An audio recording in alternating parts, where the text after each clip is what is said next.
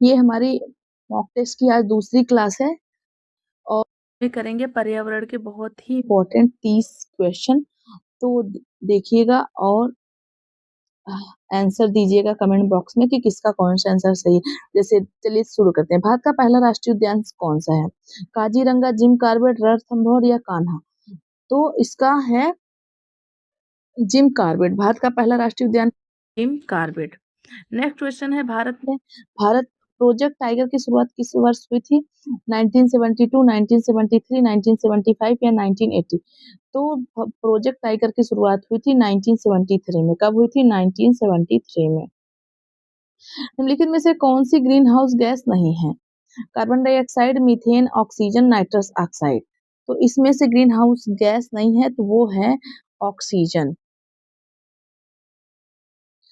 पृथ्वी दिवस कब मनाया जाता है? 5 जून, 22 अप्रैल, 16 सितंबर या 2 फरवरी? तो पृथ्वी दिवस मनाया जाता है 22 अप्रैल को। कब मनाया जाता है? पृथ्वी दिवस मनाया जाता है 22 अप्रैल को। नेक्स्ट क्वेश्चन है, चिपको आंदोलन का मुख्य उद्देश्य क्या था? जल संरक्षण, वृक्षों की संरचना, वन जीव संरक्षण, मृदा संरक्षण। तो ये है वृक्षों की संरक्षण।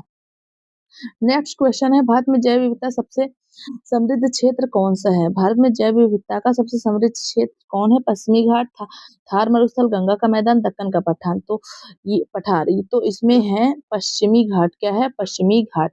ओजोन परत मुख्य रूप से किस गैस से बनी होती है? O2, O3, CO2 या N2? तो ओजोन परत बनी होती है O3 से। किससे बनी होती है? O3 से। पर्यावरण संरक्षण अधिनियम भारत में कब लागू हुआ था? 1972, 1986, 1991 या 2002? तो पर्यावरण संरक्षण अधिनियम भारत में लागू हुआ था 1986 में। कब लागू हुआ था? तो ये बहुत मोस्ट इम्पोर्टेंट क्वेश्चन है सुपर टेट का। तो पर्यावरण संरक्षण अधिनियम भारत में कब लागू हुआ था? 1986 में।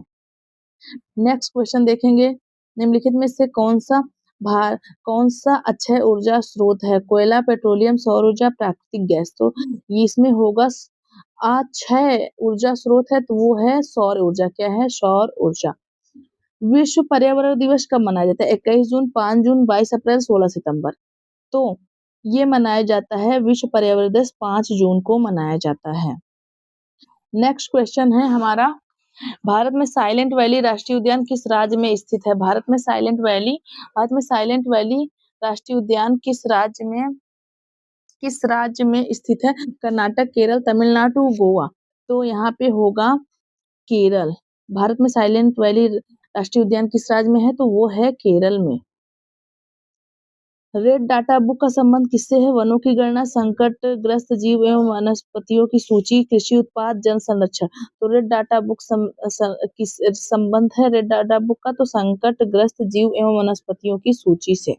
निम्नलिखित में से कौन सा जैव अपघटनीय पदार्थ है? प्लास्टिक, कांच, सब्जियों के छिलके, एल्यूमिनियम।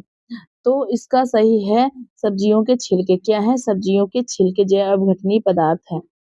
ब्लू प्लैनेट किसे कहा जाता है? मंगल, पृथ्वी, शुक्र, बृहस्पति। ब्लू प्लैनेट किसे कहा जाता है? तो ब्लू प्लैनेट कहा जाता है पृथ्वी को। किसको कहा जाता है? पृथ्वी को। निम्नलिखित में से कौन सा जल जनित रोग है? निम्नलिखित में से कौन सा जल जनित रोग है? मलेरिया, डेंगू, हैजा, चिकनगुनिया। तो इसमें सही है हैजा। क्या है? हैजा। अगर आपको क्वेश्चन समझ में आ रहे हो तो मेरे टेलीग्राम चैनल से जरूर जुड़े, मैं लिंक डिस्क्रिप्शन बॉक्स में जरूर दे दूंगी। ठीक है, तो आगे बढ़ते हैं। भारत का राष्ट्रीय जलीय जीव कौन सा है? मगरमच्छ, गंगा डॉल्फिन, व्हेल, कछुआ। तो इसमें है गंगा डॉल्फिन। क्या है? गंगा डॉल्फिन। ओजोन परत का मुख्य कार्य क्या है? वर्षा करना, सूर्य की हानिकारक पराबैंगनी किरणों से रक्षा करना, ऑक्सीजन बनाना, तापमान बढ़ाना। तो सूर्य की हानिकारक पराबैंगनी किरणों से रक्षा करना ओजोन परत का मुख्य कार्य है। वन महोत्सव किस महीने में मनाया जाता है? जनवरी, जुलाई, सितंबर, नवंबर। तो वन महोत्सव मनाया जाता है जुलाई में। वन महोत्सव कब मनाया जाता है? तो जुलाई में मनाया जाता है। निम्नलिखित में से कौन सा गैर अक्षय ऊर्जा स्रोत है? पवन ऊर्जा, सौर ऊर्जा, कोयला, जल ऊर्जा। तो ये है कोयला। क्या है? कोयला। अगला क्वेश्चन है, पर्यावरण अध्ययन का मुख्य उद्देश्य क्या है? केवल विज्ञान पढ़ाना, केवल भूगोल पढ़ाना, पर्यावरण के प्रति जागरूकता एवं संरक्षण की भावना विकसित करना या केवल गणित पढ़ाना। तो इसमें होगा ऑप्शन नंबर ये होगा पर्यावरण के प्रति जागरूकता एवं संरक्षण की भावना विकसित करना।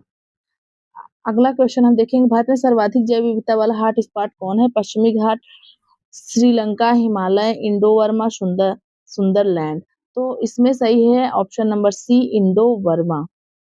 इन सीटू संरक्षण का सर्वोत्तम उदाहरण कौन सा है? चिड़ियाघर, वनस्पति उद्यान, राष्ट्रीय उद्यान, बीज बैंक। तो इसमें है राष्ट्रीय उद्यान। इन सीटू संरक्षण का सर्वोत्तम उदाहरण कौन सा है? तो राष्ट्रीय उद्यान। निम्नलिखित में से कौन सी गैस अम्लीय वर्षा के लिए मुख्य रूप से उत्तरदायी है? तो ये उत्तरदायी है oxygen, sulphur dioxide, nitrogen, hydrogen. तो इसमें होगा सल्फर डाइऑक्साइड। भारत में प्रोजेक्ट एलिफेंट किस वर्ष आरंभ हुआ था? 1988, 1992, 1996 या 2001। तो भारत में हुआ था 1992 में। प्रोजेक्ट एलिफेंट किस वर्ष आरंभ हुआ था? तो 1992 में। निम्नलिखित में से कौन सा की स्टोन प्रजाति का उदाहरण माना जाता है? की स्टोन की प्रजाति माना जाता है? बाघ, हिरण, खरगोश, मोर। तो इसमें माना जाता है बाघ को। किसको माना जाता है? बाघ को। रामसर सम्मेलन मुख्य रूप से किससे संबंधित है? मरुस्थलों का संरक्षण, आर्द्र भूमियों का संरक्षण, पर्वतीय वन से, समुद्री प्रदूषण से। तो रामसर सम्मेलन मुख्य रूप से किससे संबंधित है? तो वो संबंधित है आर्द्र भूमियों का संरक्षण से।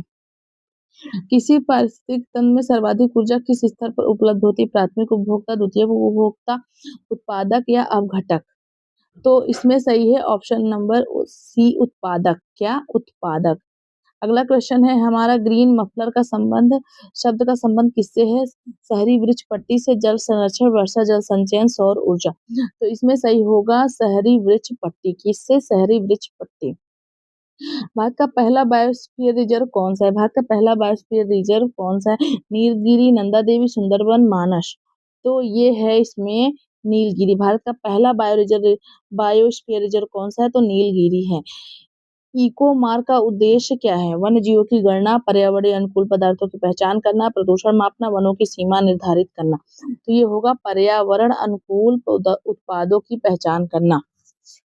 तो आपको ये क्लास कैसी लगी प्लीज कमेंट बॉक्स में कमेंट करके जरूर बताइएगा, और नए हैं तो चैनल को लाइक एंड सब्सक्राइब जरूर करिएगा ऐसी ही वीडियो पाने के लिए। नमस्कार, जय हिंद।